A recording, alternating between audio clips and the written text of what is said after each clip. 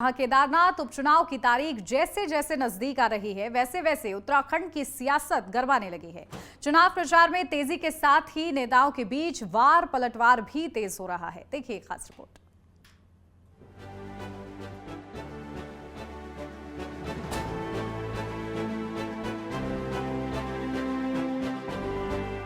सर्द मौसम में चुनावी शोर ने केदारनाथ की शांत वादियों में सियासी पारा चढ़ा दिया है। उपचुनाव को लेकर बीजेपी और कांग्रेस दोनों का प्रचार जोरों पर है। उम्मीदवारों के साथ ही दोनों दलों के दिग्गज भी प्रचार में पूरी ताकत लगा रहे हैं। गांव-गांव, डगर-डगर और घर-घर जाकर नेता अपने अपने दल के लिए समर्थन जुटा रहे हैं। इसके साथ ही तमाम मुद्दों पर एक दूसरे पर वार पलटवार जारी है। चुनावी मौसम में ग्रामीणों को सड़क कटिंग मुआवजा मिलना एक बहस का मुद्दा बन गया है। कांग्रेस के निशान पर लड़ रहे मनोज रावत ने इसे आचार संहिता का उल्लंघन करार दिया है। वहीं कांग्रेस के पूर्व अध्यक्ष गणेश गोदियाल ने सरकार की नीयत पर सवाल उठाया है।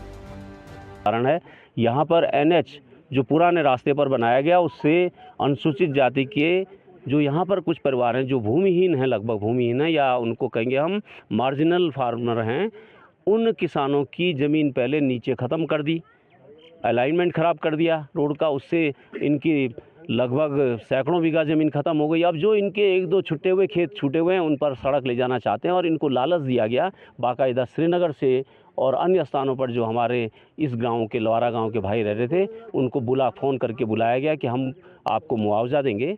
तो सरकार को मेरी चेतावनी है और अधिकारियों को भी मेरी चेतावनी है कि वो बाज आएँ इन हरकतों से।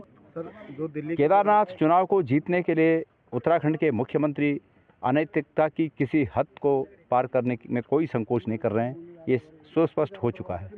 यहाँ पर अभी हम लोग जहाँ पर खड़े हैं आप जानते हैं कि किस प्रकार से आचार संहिता लगने के बावजूद एनएच रुद्रप्रयाग डिवीज़न का यहाँ पर चेक वितरण का कार्यक्रम इस कुंड और गुप्तकाशी के ऑप्शनल एनएच पर बांटा जा रहा है। ये अभी भाग गए ये जो एनएच वाले और यहाँ पर राजस्व विभाग के लोग आए थे। यहाँ से दूर दूर से लोगों को बुला रखा है कि आओ भाई जो भी यहाँ की ज़मीन वाले हैं आओ और तुम्हें हम मुआवजा बांटते हैं। ये मुआवजा बांटने का टाइम है एनएच का। ये लोगों को गलत तरीके से अनैतिकता के साथ लोगों के मतों को परिवर्तन करने का प्रयास है।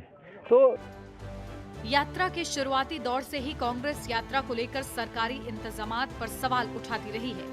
वहीं केदारनाथ यात्रा संपन्न होने के बाद कांग्रेस ने बीते सालों के मुकाबले इस बार यात्रियों की कम आमद का मुद्दा उठाया और चुनावी समर में कांग्रेस इसे सरकार की असफलता करार दे रही है। वहीं बद्रीनाथ केदारनाथ मंदिर समिति के अध्यक्ष अजेंद्र अजय ने कांग्रेस के आरोपों को खारिज किया, तो सरकार के मंत्री सौरभ बहुगुणा ने कांग्रेस पर जनता को गुमराह करने का आरोप लगाया। अगर गत वर्ष के यात्रा के और इस वर्ष के यात्रा काल के आंकड़े उठाकर देखेंगे तो आपको स्पष्ट हो जाएगा कि कांग्रेस किस प्रकार से दुष्प्रचार कर रही है। स्वाभाविक रूप से गत वर्ष जो यात्रा के यात्रियों की संख्या थी वो कम हुई है, लेकिन अगर आप औसतन देखेंगे प्रतिदिन का, अगर आप औसत निकालेंगे इस अवधि का जितनी अवधि इस वर्ष रही है और गत वर्ष जितनी अवधि रही है तो उस हिसाब से प्रतिदिन के हिसाब से यात्रियों की संख्या इस वर्ष बढ़ी है। और नहीं देखिए, लगातार हमारा पूरा संगठन और हमारे सारे पदाधिकारीगण हम लोग गांव-गांव जा रहे हैं और लोगों से चर्चा कर रहे हैं, विचार विमर्श कर रहे हैं। बहुत अच्छा रुझान दिख रहा है। लगातार गांव के लोग जो हैं, उत्तराखंड के जो लोग हैं, जो केदारनाथ की देवतुल्य जनता है, बहुत अक्लमंद जनता है, पढ़ी लिखी जनता है, वो समझ रही है कि ये कोई जनरल इलेक्शन नहीं है, एक उपचुनाव है और सरकार के साथ चल के ही केदारनाथ क्षेत्र का विकास हो सकता है। तो जनता ने अपना मन बना रखा है, लोगों के मन में उत्साह है। आशा नौटियाल के प्रति लोगों की आस्था भी है क्योंकि वो 2 बार यहाँ की पूर्व विधायिका रह चुकी हैं, उन्होंने लगातार केदारनाथ की सेवा करी है।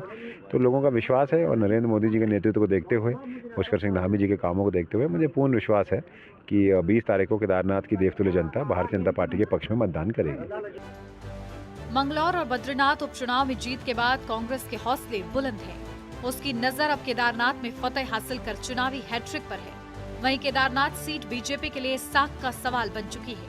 अब ये केदारनाथ की जनता पर निर्भर है कि वह कांग्रेस के मनोज रावत पर भरोसा जताती है या फिर बीजेपी की आशा नौटियाल को विधानसभा में भेजकर कमल खिलाती है। यह तो 23 नवंबर की तारीख ही तय करेगी। Desk report, network 10।